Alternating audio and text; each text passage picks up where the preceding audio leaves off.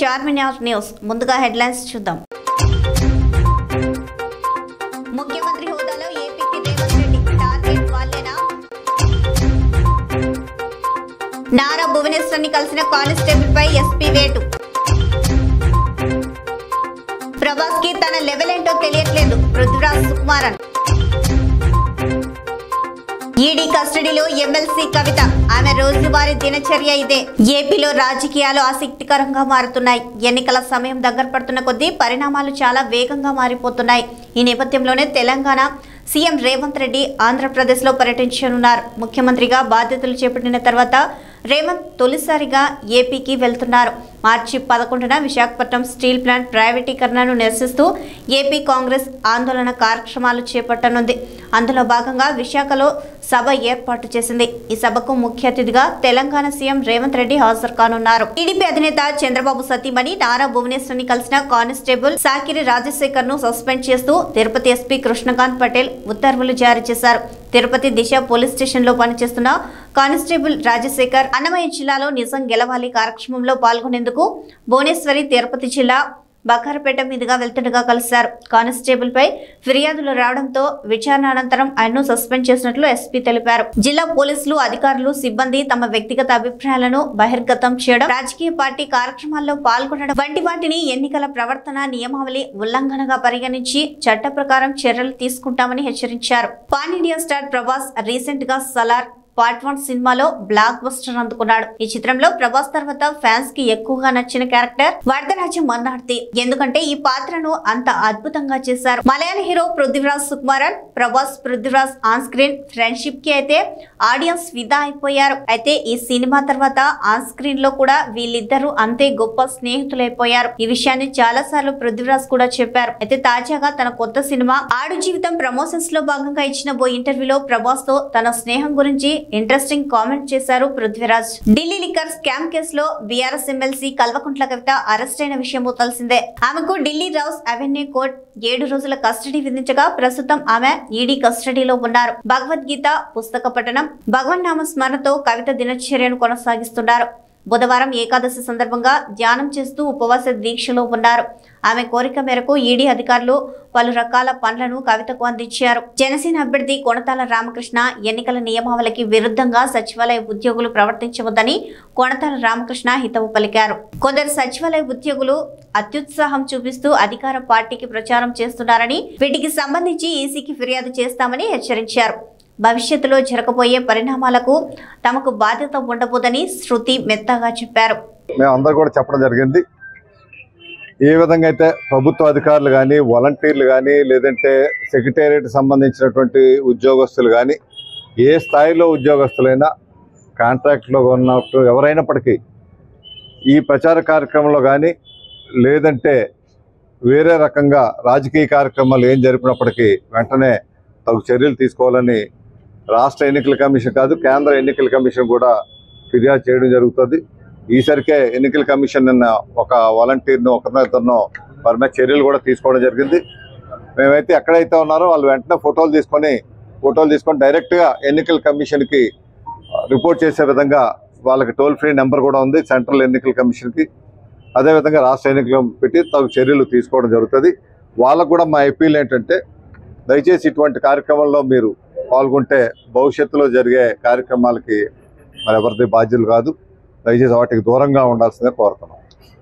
అనకాపల్లి మాజీ municipal councillor Congress నేత దివంగత కడిమిశెట్టి రామ్జీ ఇంటి నుండి జనసేన అభ్యర్థి కొణతాల రామకృష్ణ ఎన్నికల ప్రచారం ప్రారంభించారు. గతంలో ఇద్దరు కాంగ్రెస్ పార్టీలో కలిసి పనిచేయడం జరిగింది. కాంగ్రెస్ లో మంత్రిగా పనిచేసినప్పుడు దివంగత కడిమిశెట్టి రామ్జీ భార్య మహాలక్ష్మి మున్సిపల్ చైర్పర్సన్ గా పనిచేశారు. కడిమిశెట్టి రామ్జీ వైసీ సామాజిక వర్గానికి చెందిన వ్యక్తి కావడంతో సెంటిమెంట్ గా కొణతాల రామకృష్ణ ఎన్నికల ప్రచారం ప్రారంభించారు. కడిమిశెట్టి రామ్జీ భార్య ఆమె కుమారుని కలిసి జనసేనకు ఓటు వేయాల్సిందిగా కోరారు. కడిమిశెట్టి రామ్జీ ఆది నుండి కాంగ్రెస్ లోనే కొనసాగారు. రాష్ట్రంలో జరిగిన పరిణామాల తర్వాత వైఎస్ఆర్సీపీ పార్టీ ఆవిర్భవించినప్పటికీ కొణతాల రామకృష్ణ పార్టీ మారి వైసీపీకి వెళ్లారు. కడిమిశెట్టి రామ్జీ మాత్రం చివరి వరకు కాంగ్రెస్ లోనే కొనసాగారు.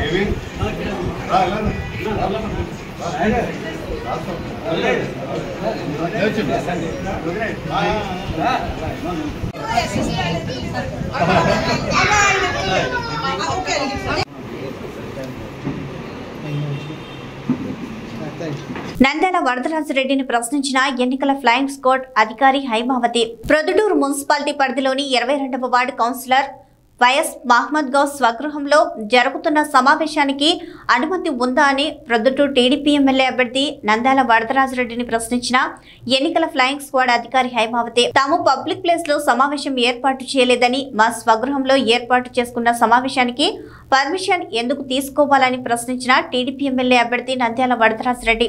ఈ విషయాన్ని ఎన్నికల అధికారి దృష్టికి తీసుకెళ్తానని వెళ్లిపోయిన ఎన్నికల ఫ్లయింగ్ స్క్వాడ్ అధికారి హైమావతి.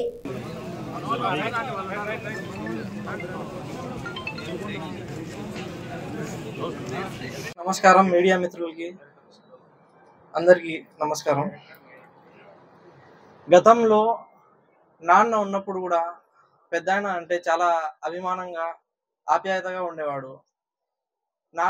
నాన్న పెద్దాయన కోసము అప్పుడు పార్టీలో కూడా పెద్దాయనతో పాటు చాలా నడిచి పెద్దాయనతోనే అప్పుడు కౌన్సిలర్ ఈయన హయాంలోనే కౌన్సిలర్గా కూడా నాన్న ఉన్నాడు. ఆయనతోనే నడుస్తున్నాడు. తర్వాత మనం 2019లో ఎలక్షన్ తర్వాత 2019 వరకు ఆయనతో పాటే ఉన్నాం మేమంతా, మా ఫ్యామిలీ, మా కుటుంబం అంతా. 2019 ఎలక్షన్ తర్వాత కొన్ని కారణాల వల్ల కొంచెం పెద్దాయన కొంచెం ఎలక్షన్లో కొంచెం సైలెంట్గా ఉండడం వల్ల అప్పుడు పోయి నాన్న కూడా మనం ఇలా మీరు కూడా సైలెంట్గా ఉన్నారు, మనము వేరే వైఎస్ఆర్సీపీ పార్టీలో వాళ్ళు ఆహ్వానిస్తున్నారు, మేము పోదలుచుకున్నామని చెప్పి ఆయన అడిగి ఆయన పర్మిషన్ తీసుకొని అప్పుడు నాన్న కూడా వైఎస్ఆర్ పార్టీలోకి ఆహ్వానించిన తర్వాత మనం పోయినాము. కానీ కొన్ని కారణాల వల్ల వైఎస్ఆర్ పార్టీలో కూడా మనకు మన గౌరవము ప్లస్ మన మైనారిటీస్కి న్యాయము రెండు జరగకపోవడం వల్ల నేను కూడా అక్కడి నుంచి తప్పుకొని సైలెంట్ అయిపోయి మళ్ళీ కొన్ని రోజుల తర్వాత నాకు సస్పెండ్ చేసినారని చెప్పారు. కానీ వాళ్ళు సస్పెండ్ చేయడానికి వాళ్ళు నాకు ఏ అర్హత లేదు, ఎందుకంటే ఇండిపెండెంట్ కౌన్సిలర్ని. అందుకు వాళ్ళ కాడి నుంచి తప్పుకున్నాను. తప్పుకున్న తర్వాత కొన్ని రోజుల తర్వాత నేను టీడీపీ అధినేత నారా చంద్రబాబు నాయుడు సమక్షంలో పోయి పార్టీలో చేరాను. పోయి చేరిన తర్వాత మనము పార్టీలో నడుస్తున్నాము. ఎవరికి టికెట్ వచ్చినా కూడా మనము వాళ్ళ వెంటే ఉంటాము. పార్టీ ఏ విధంగా నడుస్తుందో, పార్టీ ఏ విధంగా నడవనికి చెప్తాదో ఆ విధంగా మనము పార్టీకి కట్టుబడి ఉంటామని చెప్పి ఆ రోజు కూడా చెప్పడం జరిగింది. ఈ రోజు కూడా అదే చెప్పడం జరుగుతుంది. అదే విధంగా ఇప్పుడు మళ్ళీ మన అదృష్టం కొద్దీ మళ్ళీ మన వరదారెడ్డి గారికి మళ్ళీ టికెట్ పై నుంచి హై కమాండ్ నుంచి టికెట్ రావడం జరిగింది. అందుకు ఆయన కూడా మనకు మద్దతు కోసం అంతా సహకరించడం కోసం ఫోన్ చేసినారు, మాట్లాడినారు. నేను మొత్తం ఈ కాలం అంతా నేను ఎప్పుడు కూడా ఆయనకు కట్ కాలేదు. ఆయనతో పాటు ఎప్పుడు కూడా ఎల్లవేళలా ఆయనతో మాట్లాడుతున్నా, కొండాడన్నతో కూడా మాట్లాడుతున్నా, అంతా నేను టచ్లోనే ఉన్నాను. ఇప్పుడు పిలవడం జరిగింది. పిలుతానే నేను ఓకే అని చెప్పి ఆయన సమక్షంలో తెలుగుదేశం పార్టీ కోసము వర్క్ చేయడానికి, తెలుగుదేశం పార్టీకి ముందుకు నడుపుకోవడానికి ఆయన ఇప్పుడు క్యాండిడేట్గా డిక్లేర్ అయినారు. కాబట్టి ఆయన ఏ విధంగా చెప్తారో ఆ విధంగా మనం అంతా కలిసి ఆయనకు ఈ 2024 ఎలక్షన్లో ఖచ్చితంగా భారీ మెజార్టీతో మా మైనార్టీ సోదరులంతా అందరం కలిసి ఆయనకు భారీ మెజార్టీతో గెలిపించుకొని ఖచ్చితంగా తీరుతాము. ఈ మాట అందరికీ తెలియజేస్తున్నాను. నుంచి అందరము కలిసి ప్రయాణం చేసినాం రాజకీయాలలో. నాకు మంచి మిత్రుడు, నాకు మంచి సలహాదారుడు కూడా.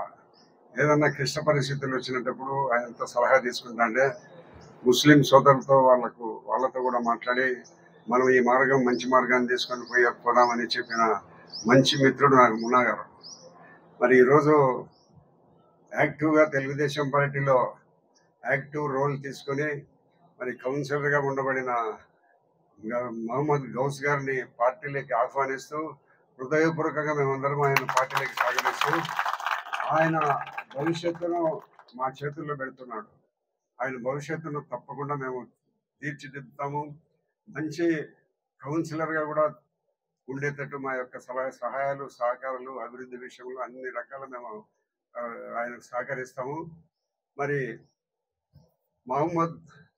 స్వర్గీయ మహమ్మద్ గారు నాకు మంచి మిత్రుడు. దాదాపు నేను ఆయన 35 సంవత్సరాలు సుదీర్ఘంగా రాజకీయాలలో ప్రయాణం చేసినాము. ఎప్పుడు కూడా ఆయన అవసరం వచ్చినప్పుడు సలహాలు తీసుకుంటే ఆ సలహాలు మీ అందరితో మాట్లాడి సలహాలు నాకు ఇచ్చేవాడు. ఆ సలహాల ప్రకారం మేము ముందుకు పోయే మంచి మిత్రుడు. మరి దురదృష్టం కొద్దీ ఆయన స్వర్గీయులైనారు.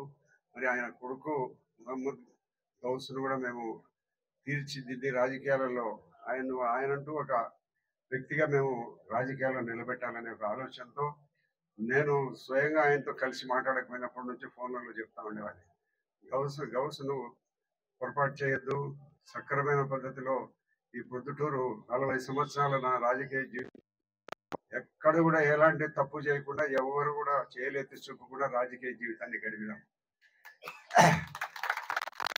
ఇప్పుడు నాకు తెలుగుదేశం పార్టీ టికెట్ చంద్రబాబు నాయుడు గారు ప్రొద్దుటూరు నియోజకవర్గాన్ని కేటాయించినారంటే దయ, అందరి యొక్క ఆశీర్వాదమే, ప్రొద్దుటూరు ప్రజల ఆశీర్వాదంతోనే ఎన్ని సర్వేలు చేసినా కూడా అన్ని సర్వేలలో కూడా నా పేరే వస్తా ఉంది. మరి మీరు సెల్ ఫోన్లలో వచ్చే అన్నిటిలో కూడా 72-73% వస్తా ఉంది. కానీ ఈ రోజు నాకు టికెట్ ఇచ్చింది ఈ తెలుగుదేశం పార్టీ మీద టికెట్ ఇచ్చి పోటీ చేయమని చెప్పింది ప్రొద్దుటూరు ప్రజలు. ఏ ఒక్క లీడరు నా వెనకలేడు. నేను ఒకసారి చంద్రబాబు నాయుడు గారిని హైదరాబాద్ లో కలిసి, సార్ మాకు రాజకీయాలలో మళ్ళీ కంటిన్యూ అయ్యేదానికి అవకాశం లేదని చెప్పి ఒకే ఇచ్చి నేను మా కొడుకు ఒకసారి కలిసి వచ్చినాము. తర్వాత ఆర్లగడ్డ మీటింగ్కి వచ్చి ఒకసారి కలిసినాం, కమలాపురం మీటింగ్కి వచ్చి ఒకసారి కలిసినాం. నేను ఎప్పుడు మళ్ళీ పైరవీలు చేయలేదు, ఆయన కోసం మళ్ళా తిరగడం లేదు, మాట్లాడలేదు. రాజకీయాలలో ఎవరైతే బలవంతుడు ఉంటాడో ఆ ఏరియాలో గెలవగలుగుతాడో వారికి టికెట్ ఇస్తారనే నాకు సంపూర్ణ నమ్మకం. ఆ నమ్మకమే ఈరోజు ప్రజలందరూ కలిసి వరదరాజు రెడ్డి గారు అయితేనే మాకు ప్రొద్దుటూరులో బాగుంటుందని అన్ని సర్వేలలో కూడా 72% సర్వే వచ్చిన కారణంగా నాకు కేటాయించడం జరిగింది. ఈ ప్రొద్దుటూరు టికెట్ నాకు ఇచ్చేదానికి అంత ప్రొద్దుటూరు ప్రజలు తప్పక ఏ సిఫారసు ఎవరిదేం లేదు. కాబట్టి మేము గతంలో నేను 25 సంవత్సరాలు ఎమ్మెల్యేగా, 10 సంవత్సరాలు ఇన్ఛార్జిగా, 35 సంవత్సరాలు నేను ప్రొద్దుటూరులో ఎవరికి ఏ ఇబ్బంది వచ్చినా కూడా నా దృష్టికి వచ్చి ఆదుకునేవాడిని. ఎవరు తప్పు చేసినా కూడా క్షమించేవాని కాదు. ఎందుకంటే ఈ ప్రొద్దుటూరులో దాదాపు 3.5 లక్షల జనాభా ఉన్నారు. 3.5 లక్షల జనాభాకు పోలీసు ఉంటుంది. పోలీసు అవినీతి కారణాల వలన ఎన్నో రకాల వాళ్ళంతా తప్పు చేస్తారు. పోలీసులు కానీ, అది రెవెన్యూ వాళ్ళు కానీ, ఎవరైనా కూడా మున్సిపాలిటీ వాళ్ళు కానీ ఎవరు కూడా తప్పు చేస్తే క్షమించేవాని కాదు. ప్రజల కోసం మేము ఉండేది. ప్రజలకు సర్వీస్ చేయండి, సేవ చేయండి. అంతేగాని మీరు ఏదో అధికారం ఉండదని నాకు ఇల్లు కట్టుకుంటా అంటే ఎంత డబ్బులు ఇవ్వాలా, రోడ్డు వేసిన తర్వాత ఎంత డబ్బులు ఇవ్వాలి, ఎన్నేటట్టుమని నేను దగ్గరికి చేర్చేవాడిని. వాళ్ళందరినీ కూడా ఖచ్చితంగా నిందించేవాడిని. కాబట్టి ప్రొద్దుటూరులో ఇప్పుడు అటువంటి పరిస్థితులు లేవు. గత 10 సంవత్సరాల నుంచి మన ఎమ్మెల్యే రాచమల్లి శివప్రసాద్ రెడ్డి గారు ఎమ్మెల్యే ఉంటున్నారు. ఆయన ఆస్తి ఇప్పటికీ 1000 కోట్లు. ఎట్లా వచ్చింది అది డబ్బు? పడ్డు ప్రజలది, ప్రభుత్వాన్ని డబ్బు. ఇప్పుడు ఆయన అంటాడు నేను ఏదో రాజకీయాలలో నేను ఎంతైనా డబ్బులు ఖర్చు పెట్టానంటున్నాడు. ఎవరిచ్చింది? ఎవరి ద్వారా సంపాదించుకునే డబ్బు? ప్రొద్దుటూరు ప్రజలది డబ్బు. ప్రొద్దుటూరు ప్రజల యొక్క ఆస్తులు దోచేసుకునేవాడు. డాక్టర్ స్వరూప్ కుమార్ రెడ్డి గారు ఉన్నారు, కంటి డాక్టర్ గారు. ఆయన ఇల్లు ఆయనకు తెలియకుండానే వేరే వాళ్ళకు రిజిస్టర్ అయిపోయింది. ఎట్లయిపోతుంది ఆయన లేకుండా? అడగండి. ఆయన ప్రముఖ వైద్యుడు, పొద్దుటూరులో అందరూ తెలిసిన వ్యక్తి. ఆయన ఆస్తి వేరే వాళ్ళ పేరుతో రిజిస్టర్ అయింది. ఇంకొకరు ఆయన స్నేహితుని ఆస్తి కూడా రిజిస్టర్ అయిపోయింది. ఈ మాదిరి కూడా ఆస్తులకు ఎవరన్నా పోలీస్ స్టేషన్కి పోయి తలకాయ పగలగొట్టినారని పోయి చెప్తే కూడా పోలీసు వాళ్ళు కేసులు కట్టడం లేదు. మీకు అందరికీ తెలుసు, మీరు కూడా ఇబ్బందులు పడింటారు పోలీస్ స్టేషన్లకు పోయి. కారణం ఏముంది? వైఎస్ఆర్ పార్టీ కింద దాసోహం అంటున్నారు పోలీసులు అంటారు. దాసోహం వాళ్ళు ఎమ్మెల్యే గారు డబ్బు మీరు సంపాదించుకోండి అనే కాటికి తయారైపోయి పోలీసు వాళ్ళందరినీ పోస్టింగ్ పొద్దుటూరులో సర్కిల్ ఇన్స్పెక్టర్ ఎస్ఐని పోస్టింగ్ ఇవ్వాలంటే 15 లక్షల నుంచి 20 లక్షలు తీసుకొని పోస్టింగ్ ఇచ్చారు. అంత డబ్బులు వచ్చి ఇక్కడికి వచ్చినారు కాబట్టి వాళ్ళందరూ సంపాదించుకుంటున్నారు, దోపిడీ చేస్తున్నారు వైఎస్ఆర్ పార్టీ.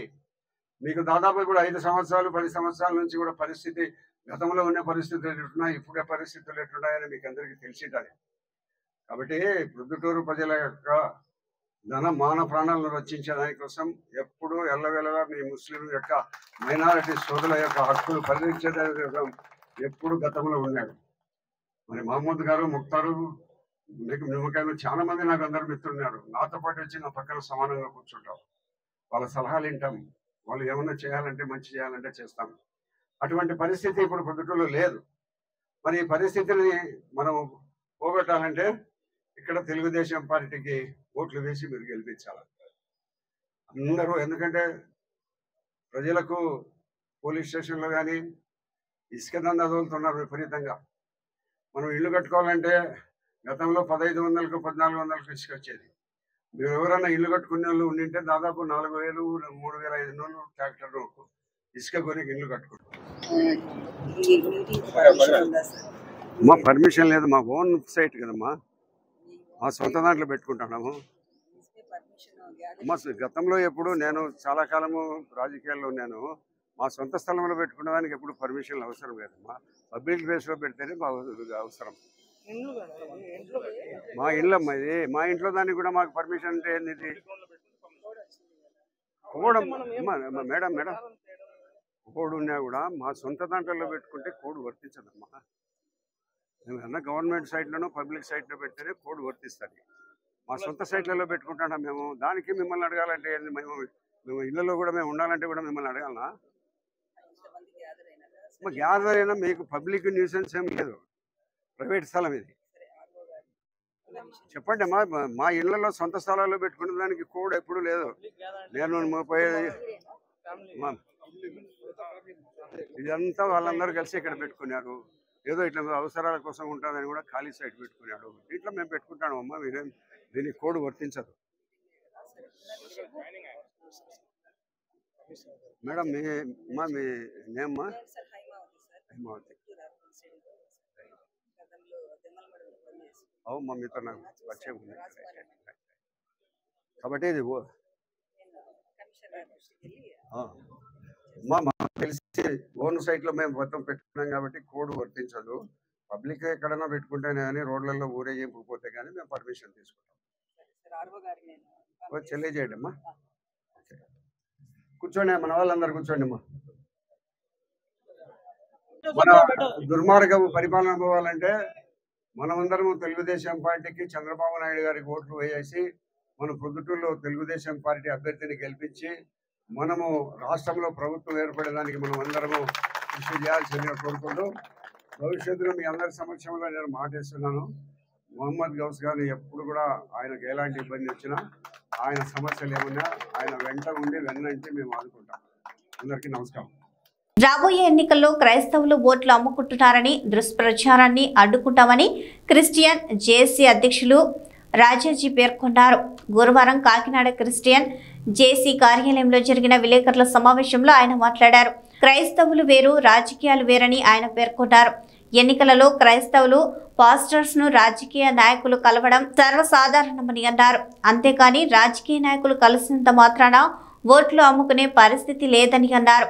రాబోయే ఎన్నికల్లో వారికి నచ్చిన వారికి ఓట్లు వేసుకునే స్వేచ్ఛ ఉందని అన్నారు. ఈ కార్యక్రమంలో లూథరన్ చర్చ్ అధ్యక్షులు ఇస్కపట్ల ఇజ్రాయెల్, సెక్రటరీ పెనుమల్ల ఏసేపు, జేఏసీ గౌరవ అధ్యక్షులు నేహయ్య, జేఏసీ కాకినాడ అధ్యక్షులు Yesubabu, Kakinada secretary Kiran, Kakinada treasurer K Shyamal, JAC జిల్లా సెక్రటరీ మణికుమార్ తదితరులు పాల్గొన్నారు.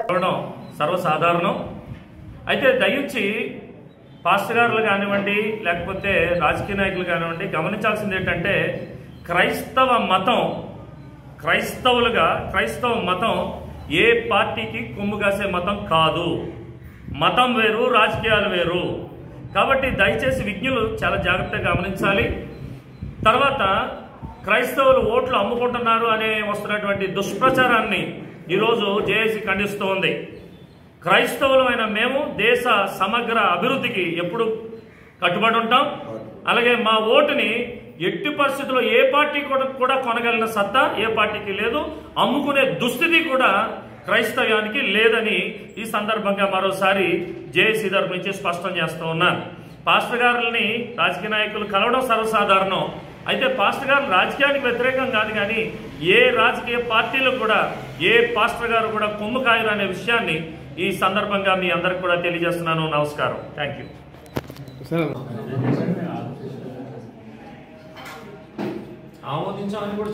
కాకినాడ రూరల్ మండలం బొడ్డుచెరు వద్ద అల్లూరి సీతారామరాజు విగ్రహానికి ముసుగు వేయడం పట్ల సబతి ఫణేశ్వరరావు, రామలక్ష్మి ఆందోళన చేశారు.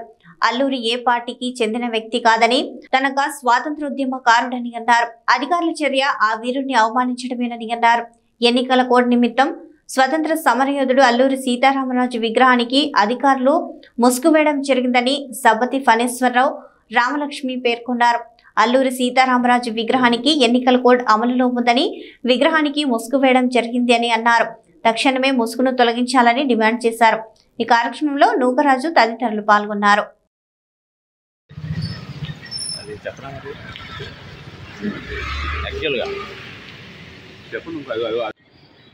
పాత్రికేయ మిత్రులకు నమస్కారం.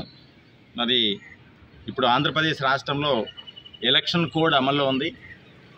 అందుచేత ప్రభుత్వ అధికారులు ఎలక్షన్ కమిషన్ నియమావళి ప్రకారం రాజకీయ నాయకుల విగ్రహాలకి మరి ముసుగు వేయాలి, వాళ్ళని పబ్లిక్ కనపడకుండా ఉండాలనేటువంటి నియమం అయితే ఉంది. అయితే నాకు తెలిసినంత వరకు జాతీయ నాయకులు డాక్టర్ బాబాసాహెబ్ అంబేద్కర్ గారు కానీ, జ్యోతిరావు పూలే కానీ, అదేవిధంగా మరి ఈ దేశం కోసం ప్రాణాలు అర్పించినటువంటి ఫ్రీడమ్ ఫైటర్, విప్లవ జ్యోతి, ఈ దేశానికి యువతకి ఆదర్శమైనటువంటి పోరాటానికి ఆదర్శమైనటువంటి వ్యక్తి అల్లూరి సీతారామరాజు గారికి మరి ముసుగేయమని చెప్పేసి ఎక్కడ లేదు. మరి ప్రభుత్వ అధికారులు ఎలక్షన్ నియమావళిని అమలు చేయడంలో పూర్తిగా వైఫల్యం చెందినారని చెప్పేసి మేము చెప్తా ఉన్నాం. మరి ఇక్కడ పంచాయతీ ఈఓ గారు కానీ, దానికి సంబంధించినటువంటి పై అధికారి ఎంఆర్ఓ గారు కానీ, ఆర్డీఓ గారు కానీ అందరూ కూడా పర్యవేక్షణలు కదా. అంచేత గ్రామ స్థాయిలో పర్యవేక్షణ అనేటువంటిది పూర్తిగా లేదు అని చెప్పేసి చెప్పడానికి ఇదే నిదర్శనం అండి. ఎందుకంటే మరి అల్లూరి సీతారామరాజు గారు ఏ రాజకీయ పార్టీకి సంబంధించిన వ్యక్తి కాదు. ఆయన దేశం కోసం, దేశానికి స్వతంత్రం రప్పించడం కోసం ప్రాణాలు అర్పించిన వ్యక్తి. అటువంటి వ్యక్తిని కూడా రాజకీయ నాయకులు జమాలో వేసేసారంటే అది ఎంత మరి ఏ విధంగా ఆలోచన చేసుకోవాలి? నెక్స్ట్ మీరిచ్చే సందేశం యువతకు ఆదర్శంగా ఉండాలి. ప్రభుత్వ అధికారులు తీసుకున్న నిర్ణయాలు ఏనే కానీ యువతకు ఆదర్శంగా ఉండాలి. మరి ఎట్లా అసలు రాజకీయ పార్టీకి, జాతీయ నాయకులకి తేడా తెలియకున్నటువంటి అధికారులు పర్యవేక్షణలో ఎలక్షన్ల నియమావళి జరుగుతోంది. అటువంటి పరిపాలన వ్యవస్థ ముందుకు నడుస్తోంది. అదేవిధంగా దీంతో పాటు నేను ఇంకో మాట కూడా చెప్పదలుచుకున్నాను. పూర్తిగా పర్యవేక్షణ అనేటువంటిది ఎక్కడైతే లోపించదో అన్నీ ఇటువంటి ఇబ్బందులు ఎదురవుతాయి. అంచేత మేము ప్రభుత్వ అధికారులకి చెప్పించే విధంగా ఉండకూడదు. మళ్ళీ రాజకీయ కోణంలో చూడకుండా మరి తక్షణం ఇటువంటి చర్యలు ఏదైతే ఉన్నదో దాని చర్య తీసుకుని ఇమీడియట్గా రిమూవ్ చేయండి. ఎందుకంటే మేమే మ్యాన్ హ్యాండ్లింగ్ చేయకూడదు, మేము తీయకూడదు. ఎందుకంటే ప్రభుత్వం మీరు ఎలక్షన్ కోర్టులో మీరు కప్పారు కాబట్టి మీరే తీయాలి కంపల్సరీగా. మొన్న ఇక్కడే చెప్పాము, ఇక్కడ కోర్టు ఉల్లంఘన జరిగిందని చెప్పేసి దీని మీద కూడా మేము అవసరమైతే మేము కలెక్టర్ గారికి కంప్లైంట్ చేస్తాం. ఎందుకంటే ప్రభుత్వ అధికారులు పొట్టగొట్టే సంస్కృతి మాది కాదు. అంచేత అందుకోసం ఆలోచించాం తప్ప మీరు ఇలాగే చేసుకుంటా పోతానంటే మేము కలెక్టర్ గారికి కంప్లైంట్ చేస్తాం.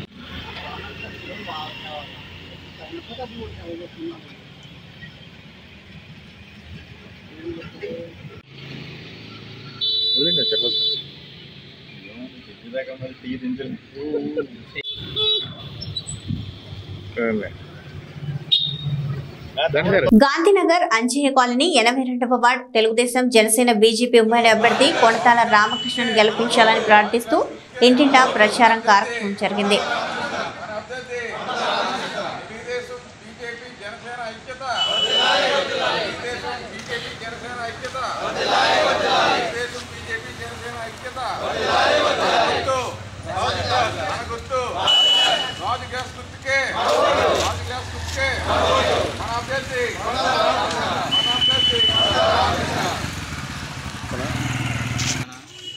ఈరోజు 82వ వార్డు అంజయ్య కాలనీ 1వ వార్డులో కొనతాల రామకృష్ణ గారికి మద్దతుగా టీడీపీ, జనసేన, బీజేపీ ఉమ్మడి అభ్యర్థి అయిన కొనతాల రామకృష్ణ గారికి మద్దతుగా ప్రచారం స్టార్ట్ చేశాం. దీనికి ప్రజల నుండి మంచి స్పందన వస్తుంది. రాబోయే కాలంలో కాబోయే ఎమ్మెల్యేగా ఆల్రెడీ కొనతాల రామకృష్ణ గారిని అందరూ యాక్సెప్ట్ చేశారు. ప్రతి ఒక్కరూ గాజు గ్లాస్ గుర్తుపై ఓటు వేసి కొనతాల రామకృష్ణ గారిని అత్యధిక మెజార్టీతో గెలిపించాలని ప్రార్థించడానికి ప్రతి ఒక్క ఇంటింటికి వెళ్తున్నాం. ఇంటింటి ప్రచారంలో భాగంగా మా నాయకులు కార్యకర్తలు అందరూ ఇక్కడ పాల్గొన్నారు. అందరికీ ధన్యవాదాలు. మన గుర్తు మన అభ్యర్థి టీడీపీ జనసేన బీజేపీ ఐక్యత. టీడీపీ జనసేన బీజేపీ ఐక్యత. దేశంలోనే కల్తీ సారా మద్యం అమ్ముతున్న ఏకైక ముఖ్యమంత్రి జగన్మోహన్ రెడ్డి మాత్రమే. మాజీ శాసనసభ్యులు నియోజకవర్గ టీడీపీ ఇన్ఛార్జ్ పీలా గోవింద సత్యనారాయణ కసింకోట మండలం Tallapalem TDP Janasena BJP party శ్రేణుల ఆత్మీయ సమావేశం. రాష్ట్రంలోని జగన్ రెడ్డి చేస్తున్న అరాచక పాలన అంతం చేయడానికి యువత నడుం బిగించాలి. 30 రోజులలో రాష్ట్రానికి పట్టిన రావణాసుర పాలన అంతం ఖాయం. రాష్ట్రం తగలపడుతుంటే సైకో జగన్ రెడ్డి ప్యాలెస్ లో కూర్చొని ఫీడేలు వాయిస్తున్నాడు. రాష్ట్రంలో తాకట్టు పెట్టడానికి మిగిలింది ప్రజలు తాడేపల్లి ప్యాలెస్ మాత్రమే. ఓటు అడిగే నైతిక హక్కు జగన్మోహన్ రెడ్డికి లేదు. దేశంలోనే కల్తీ సారా మద్యం అమ్ముతున్న ఏకైక ముఖ్యమంత్రి జగన్మోహన్ రెడ్డి మాత్రమే. మాజీ శాసనసభ్యులు నియోజకవర్గ టీడీపీ ఇన్ఛార్జ్ పీలా గోవింద సత్యనారాయణ, మాజీ మంత్రి వర్యులు ఉమ్మడి అభ్యర్థి కొనతాల రామకృష్ణ, జిల్లా టీడీపీ అధ్యక్షుడు ద్వారపురెడ్డి పరమేశ్వర్ రెడ్డిరావు. ఈ కార్యక్రమంలో పార్టీ నాయకులు కాయల మురళి, పొన్నగంటి అప్పారావు, ఉగ్గిన రమణమూర్తి, గొంతిన శ్రీనివాసరావు, నిమ్మదల సన్యాసి నాయుడు, కర్రి సత్యనారాయణ, సర్పంచ్ గల్లారాజు, పావాడ కామరాజు, కర్రి గోవింద్, పెంటకోట రాము, సిద్దిరెడ్డి శ్రీనివాసరావు, కర్రి లోవరాజు, ఉల్లింగల రమేష్, షేక్ బాబర్, నిడదవోలు నియోజకవర్గం, పెరవలి మండలం, కానూరు, నడుపల్లి, కానూరు అగ్రహారం మరియు ఉస్సూర్మల్లి గ్రామాల్లో టీడీపీ జనసేన బీజేపీ ఐక్యవేదిక సమావేశాలలో టీడీపీ మాజీ శాసనసభ్యులు బూరుగుపల్లి శేషారావు, నిడదవోలు నియోజకవర్గం Janasena in-charge Bhogapalli Prasad, TDP Janasena BJP ఉమ్మడి అభ్యర్థి కందుల దుర్గేష్ నాయకులు కార్యకర్తలతో మాట్లాడడం జరిగింది. ఈ సమావేశంలో నియోజకవర్గం జనసేన బీసీ నాయకులు వీరస్వామి, పెరవలి మండలం టీడీపీ అధ్యక్షులు అతికల శ్రీను, జనసేన మండల అధ్యక్షుడు పిప్పర రవి మరియు ఆయా గ్రామాల నాయకులు కార్యకర్తలు పాల్గొన్నారు. సైనికులు అలాగే జన సైనికులతో పాటు వీర మహిళలు కూడా కొంతమంది వచ్చారు. వారందరికీ కూడా పేరు పేరున నమస్కారాలు తెలియజేస్తూ, డెఫినెట్ గా రాబోయే రోజుల్లో మీరందరూ మొన్నటిదాకా ఒక రకం సీటు ప్రకటించే వరకు ఎవరి ప్రయత్నాలు వాళ్ళవి, ఎవరి పోరాటాలు వాళ్ళవి, ఏదో అన్ని ప్రయత్నాలు జరిగినాయి, చేశారు. మీరు కూడా కష్టపడ్డారు. అలాగే ఈ 4.5 సంవత్సరాలుగా తెలుగుదేశం కార్యకర్తలు పడినటువంటి కష్టం అంతా. డాక్టర్ బిఆర్ అంబేద్కర్ కోనసీమ జిల్లా ముమ్మడివరం వైసీపీ ఎమ్మెల్యే అభ్యర్థి ఈ రోజు ఉదయం కాట్రేనికోన మండలం ప్రసిద్ధిగాంచిన శ్రీ మావుళ్ళమ్మ అమ్మవారిని దర్శించుకుని అక్కడి నుంచి ఎన్నికల ప్రచారం ప్రారంభించారు. కాట్రేనికోన గేట్ సెంటర్, తిలకమ్మ చెరువు, ఉప్పాడు, గొరకలమూడు, సావరం చేరుకున్న బైక్ యాత్ర అధిక సంఖ్యలో పాల్గొన్న పార్టీ కార్యకర్తలు, నాయకులు. ప్రతి క్షణం కూడా నియోజకవర్గం అభివృద్ధి కోసం కృషి చేసి మీ అందరి మనసుల్లోనూ కూడా చిరస్థాయి అయినటువంటి పేరును పొంది కేవలం రాజకీయవేత్తగా మాత్రమే కాకుండా మీ అందరి కుటుంబంలో ఒక సభ్యునిగా మీ ఆత్మీయత అనుబంధాన్ని పొందినటువంటి నేతగా, ముఖ్యంగా నిడదవోలు నియోజకవర్గాన్ని సర్వతోముఖంగా అభివృద్ధి చేసినటువంటి శాసనసభ్యునిగా పేరు పొందినటువంటి శ్రీ బూరుగుపల్లి శేషారావు గారికి మనందరి తరఫున కూడా ప్రత్యేకమైన అదేవిధంగా పెద్దలు సూపర్ డూపర్ హిట్ చిత్రాల నిర్మాత, అన్నిటికంటే మించి మెగా కుటుంబానికి అత్యంత సన్నిహితులు, అదేవిధంగా గడిచిన కొంతకాలంగా మీరే నా ధైర్యం, మీరే నా బలం, మీరే నా నైతిక స్థైర్యం. పార్టీని కాదు నేతను చూడండి. రాష్ట్రం నాశనం చేసే నాయకుణ్ణి కాదు అభివృద్ధి చేసే నాయకుణ్ణి చూడండి. నేను మీ వాడిని, మీతోనే ఉంటాను, మీ వెంటే ఉంటాను. ఇప్పటి వరకు మీరు నాకు తోడుగా ఉన్నారు, ఇక నుండి నేను మీకు నీడగా ఉంటాను. మత్తయి సువార్త 10వ అధ్యాయం 8వ వచనం వల్లే 108 ఏర్పడింది. పెత్తందారీ వ్యవస్థకు, పేదలకు జరుగుతున్న ఈ యుద్ధంలో ఎవరిని గెలిపిస్తారో, ఎవరిని ఓడిస్తారో మీరే సమాధానం చెప్పాలి. కోట్ల రూపాయల నిధులతో అనేక గ్రామాలలో చర్చిల నిర్మాణాలు చేపట్టడం జరిగింది. 2.5 కోట్ల రూపాయలతో 7 చర్చిలను పూర్తి చేశాం. రానున్న ఎన్నికల్లో విజయం సాధించి మిగతా చర్చిలు కూడా త్వరితగతిన పూర్తి చేసి క్రైస్తవ సోదరులకు అంకితం చేస్తాం. మీరు జైవదినులు, మీ వాక్యము నాకు ముఖ్యం, మీ ఓటు నాకు ముఖ్యం. అసత్యపు మాటలతో మిమ్మల్ని మభ్యపెట్టి మీ ఓటును అడగడానికి మీ ఇంటి ముందుకు ముఖానికి రంగులు వేసుకునే వాళ్ళు వస్తున్నారు, జాగ్రత్త. 24వ సంవత్సరంలో జరగనైనటువంటి ఎలక్షన్ లో డాక్టర్ అనిల్ కుమార్ యాదవ్ గారిని మన ఎంపీగా ప్రభు వారిని కూర్చొని పెట్టినట్లుగా మనం ప్రార్థన చేద్దాం. పల్నాడు జిల్లా పాస్టర్స్ ఫెలోషిప్ ప్రెసిడెంట్ గారు బిషప్ జయప్రకాష్ గారు వారందరి కొరకు కూడా ప్రార్థన చేస్తారు. ఈ ప్రార్థన స్ట్రోక్ అలాగనే అందరూ ఒక్క నిమిషం మన ఎమ్మెల్యే గారి కొరకు డాక్టర్ అనిల్ కుమార్ గారి కొరకు ప్రార్థన చేద్దాం. నా హృదయపూర్వక నమస్సుమాన్యులు తెలియజేస్తున్నాను. ఈ ప్రత్యేక సమావేశం ఎందుకు ఏర్పాటు చేశారో మీ అందరికీ తెలిసిన విషయమే. అయితే మొట్టమొదటి నుంచి కూడా దాదాపు 2011లో నేను రాజకీయాల్లో ఇక్కడ ప్రవేశం చేసిన దగ్గర నుంచి ప్రతి సంవత్సరం కూడా మనం ప్రత్యేకంగా సెమీ క్రిస్మస్ వేడుకలు ప్రతి సంవత్సరం జరుపుకోవటం, ఆ తర్వాత పాస్టర్స్ అందరికీ కూడా వస్త్రాలు బహుకరణ చేయటం, వాళ్ళందరికీ కూడా ఇంటికి పంపించే కార్యక్రమం చేస్తూ ఉన్నాం. అట్లానే అనేక సందర్భాల్లో మీ యొక్క సహాయం కోరుతూ ఉన్నాం. మీరు కూడా మా వంతు దయ ఉంచి 2 సార్లు కూడా మీ సహాయ సహకారాలు అందించారు. గతంలో మొట్టమొదట విజయమ్మ గారు గుంటూరులో ఒక దీక్ష చేసినప్పుడు నేను యునైటెడ్ ఫాస్టర్స్ టీం అందరినీ కూడా ఆమె దగ్గరికి ప్రత్యేకంగా ఒక బస్సులో తీసుకువెళ్ళి ఆమె కోసం గుంటూరులో ప్రార్థన చేపించి తీసుకురావడం జరిగింది. అప్పటి నుంచి ఈ అనుబంధం కొనసాగుతూనే ఉంది. అప్పటి నుంచి కూడా మనం అందరం ప్రతి సంవత్సరం కలుస్తూనే ఉన్నాం. అనేక చోట్ల సెమీ క్రిస్మస్ వేడుకలు జరుపుకుంటున్నాం. అనేక చోట్ల మనం అందరం కలుసుకుని మీ యొక్క సహాయం కోరుతున్నాం. మీరు కూడా అదే రకంగా అదే రీతిలో స్పందించి ఖచ్చితంగా మీ సహాయ సహకారాలు అందిస్తూ ఉన్నారు. ఒకటే చెప్పదలుచుకున్నాను, భగవంతుడు అయిన యేసుక్రీస్తు నేర్పిన ప్రేమ, దయ, కరుణ అనేది ప్రతి ఒక్కరికి అవసరం. ప్రస్తుత సమాజంలో ప్రతి ఒక్కరికి అత్యంత అవసరం. అట్లానే నేను ఎప్పుడు చెప్తూ ఉంటాను, యేసు ప్రభు నేర్పించిన ప్రేమ ఉండటం వల్లనే వైఎస్ రాజశేఖర రెడ్డి గారు ఎంతోమందికి సహాయం చేశాడు ఆయన రూపంలో అని చెప్పి నిజంగా ఆయన తీసుకొచ్చిన 108 కానీ ఆరోగ్యశ్రీ కానీ ఇప్పుడే చెప్తా ఉన్నాడు. మత్తయి సువార్త 10వ అధ్యాయం 8వ వచనం, రోగుల్ని స్వస్థపరచుడి, నిద్రపోయిన వాడిని లేపుడి. మరి ఈ వాక్యంలో ఉన్న 10:8 10వ అధ్యాయంలో ఉన్న 10, 8వ వచనంలో 8 కలిపి 108 అని నామకరణం చేసి రాజశేఖర రెడ్డి గారు కొన్ని కోట్ల మంది ప్రాణాలని నిలబెట్టిన, ఇప్పటికీ కూడా ఒక 108 వాహనం రోడ్డు మీద వస్తే రాజశేఖర రెడ్డి గారు ప్రతి ఒక్కరికి గుర్తొస్తూ ఉంటారు. ఎందుకంటే అది 108 అనే వాహనం ఈ రాష్ట్రంలో తిరుగుతున్నంతకాలం ఆయన బతికే ఉన్నాడు, జీవించే ఉన్నాడు అని చెప్పేది వాస్తవం. ప్రతి ఒక్కరు ఇవాళ ఎవరైనా కావచ్చు, ఆ 108 వాహనంలో ఏదైనా ఆపద వచ్చి ప్రయాణం చేసిన వాడికి తెలిసింది దాని విలువేంటో. ఖచ్చితంగా ఎన్నో యాక్సిడెంట్లు చూస్తాం, రోడ్డు మీద వదిలేసి వెళ్ళిపోతూ ఉంటారు. కానీ హాస్పిటల్కి సరైన సమయంలో చేరి ప్రాణాలని కాపాడి శక్తి ఇచ్చిన వాళ్ళకి తెలుస్తుంది నిజమైన విలువ ఏమిటో అని చెప్పి ఈరోజు మనం గుర్తు చేసుకున్నాం. కాబట్టి అలాంటి కుమారుడు, అదేవిధంగా విజయమ్మ గారు, ఆమె రాజశేఖర రెడ్డి గారు బతుకున్నంతకాలం కేవలం తను వంటగదికే ఇంటికే పరిమితమైంది, గృహిణిలాగానే ఉంది.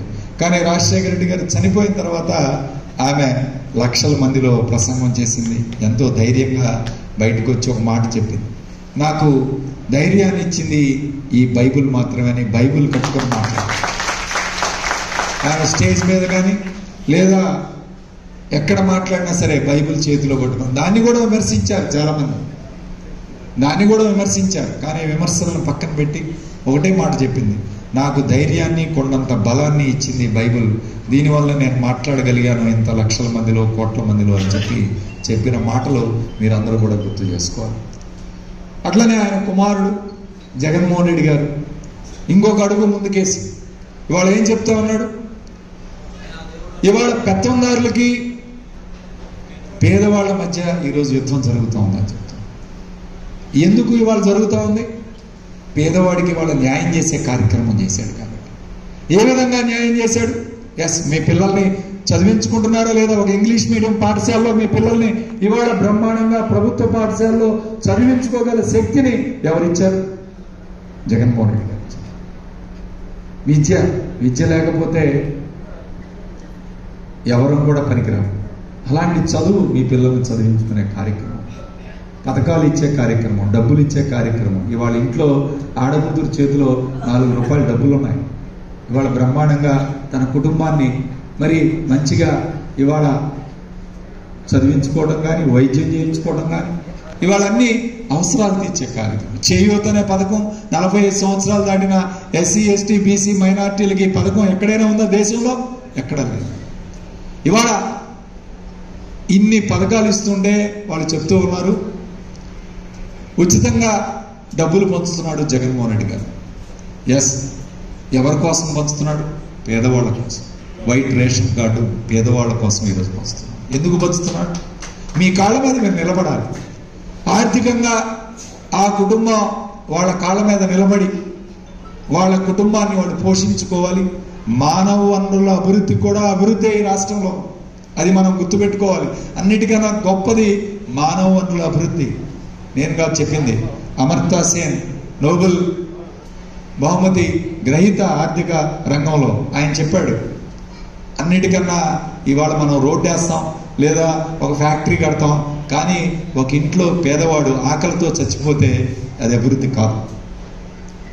కాబట్టి ఆ అభివృద్ధి ఏమిటి, ఎందు రూపంలో చూపించాడు ఈరోజు జగన్మోహన్ రెడ్డి గారు ఒక్కసారి గుర్తు చేసుకోవాలి. శాసనసభ్యులు చెప్తున్నారు, దాదాపు 14 సంవత్సరాల నుంచి ఏ విధంగా అండగా ఉన్నారు, దాదాపు ఇళ్ళ పట్టాలు ఇచ్చారు.